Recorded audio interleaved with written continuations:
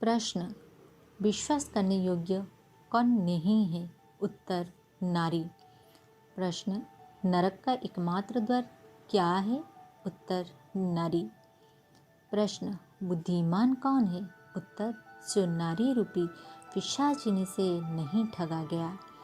जब स्त्रियों के संबंध में ऐसी मान्यता फैली हुई हो तो उन्हें वेद शास्त्रों से, धर्म कर्तव्यों से, ज्ञान उपार्जन से वंचित रहने का प्रतिबंध लगाया गया हो, इसमें कुछ भी आश्चर्य की बात नहीं है। इस प्रकार के प्रतिबंध सूचक अनेक श्लोक उपलब्ध होते हैं, जैसे स्त्रियों, शूद्रों और नीच ब्राह्मण को वेद सुनने का अधिकार नहीं है। स्त्रियों के जातक मार्दी सब संस्कार बिना वेद मंत्र के करने चाहिए। स्त्री और शूद्रों को वेद का अधिकार नहीं है। स्त्रियां वेद की अधिकारिणी नहीं। स्त्री अध्ययन रहित होने के कारण यज्ञ में मंत्र उच्चारण नहीं कर सकती, इसलिए केवल पुरुष ही मंत्र पाठ करें। अर्थ, स्त्री और शूद्रों वेद ना पढ़े, न कन्या पढ़े न स्त्री पढ़े।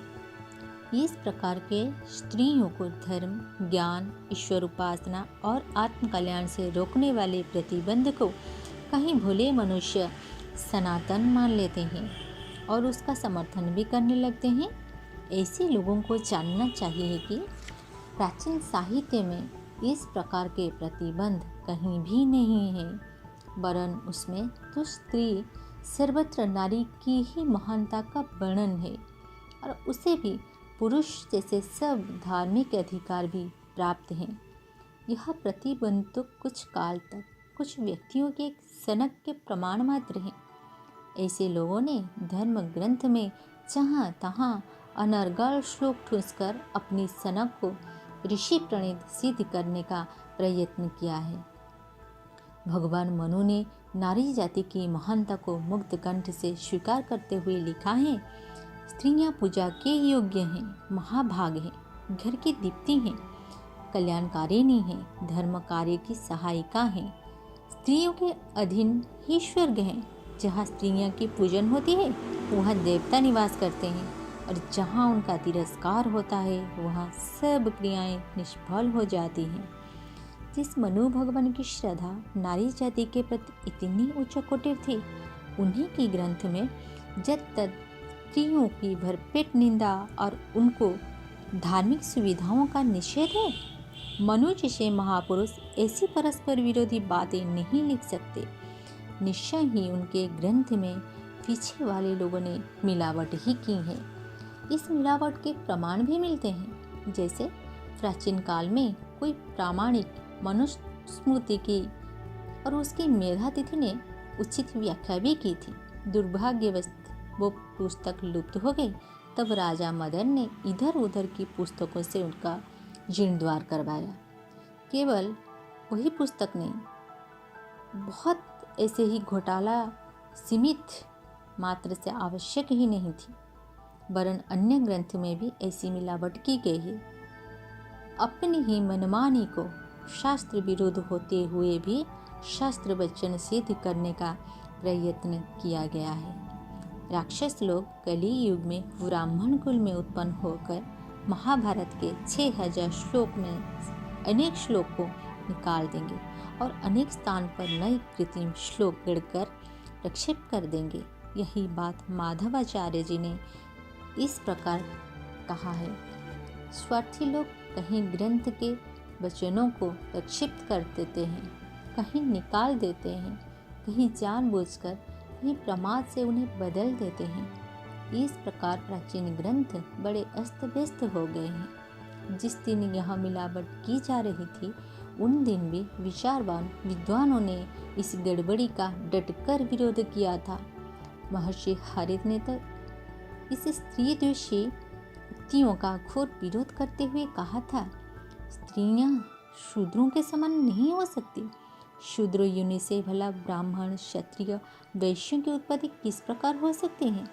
स्त्रियों को वेद द्वारा संस्कृत कराना चाहिए। नर और नारी एक ही रथ के दो पहिए हैं, एक ही शरीर के दो भुजाएं हैं। एक ही शरीर के दो हाथ हैं, एक ही मुख के दो नेत्र हैं, एक के बिना दूसरा अपूर्ण है। दोनों उद्यंगों के मिलने के ही एक पूर्ण अंग बनता है। मानव प्राणी के अविच्छिन्न दो भागों में से इस प्रकार की असमानता, द्विधा, नीच ऊंच की भावना पैदा करना भारतीय परंपरा के सर्वथा विपरीत है। भारतीय धर्म में सदा नर नारी का एक और अविच्छिन्न अंग माना गया है। आत्मा के समान ही पुत्र है, जैसा पुत्र वैसा ही कन्या, दोनों समान है। पुरुष अकेला नहीं होता, किंतु स्वयं पत्नी और संतान मिलकर ही पुरुष बनता है, अर्थात पत्नी पुरुष का आधा अंग है। ऐसी दशा में यह उचित नहीं है कि नारी को प्रभु की वाणी वेद ज्ञान से वंचित रखा जाए। अन्य मंत्र की तरह गायत्री का भी उसे पूरा अधिकार है। ईश्वर की हम नारी के रूप में, गायत्री के रूप में उपासना करें और फिर नारी जाति को घृणित, पतित, अस्पृश्य, अनधिकारिणी ठहराएं, यह कहाँ तक उचित है? इस पर हमें स्वयं ही विचार करना चाहिए। स्त्रियों को वेदाधिकार वंचित रखने तथा उन्हें उसकी अनधिकारिणी मानने से उनके संबंध में स्वभावतः एक प्रकार की हीन भावना पैदा हो जाती है, जिसका दूरदर्शी घातक परिणाम हमारे सामाजिक तथा राष्ट्रीय विकास पर पड़ता है। यूँ तो वर्तमान समय में अधिकांश पुरुष भी वेदों से अपरिचित हैं और अनेक संबंध में उटपटांगवाद भी करने लगते हैं, पर किसी समुदाय को सिद्धांत रूप से अनधिकार घोषित कर देने पर परिणाम भी हानिकारक निकलता है।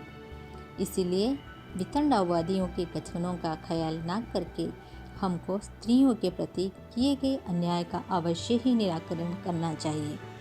वेद ज्ञान सबके लिए है, नर नारी सभी के लिए है।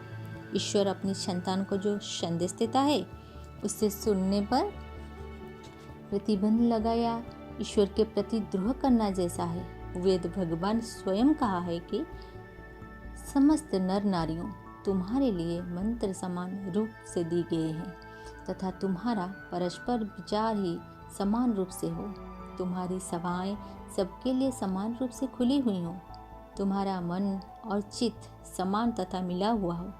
मैं तुम्हें समान रूप से मंत्र का उपदेश करता और समान रूप से ग्रहण करने योग्य पदार्थ देता हूँ।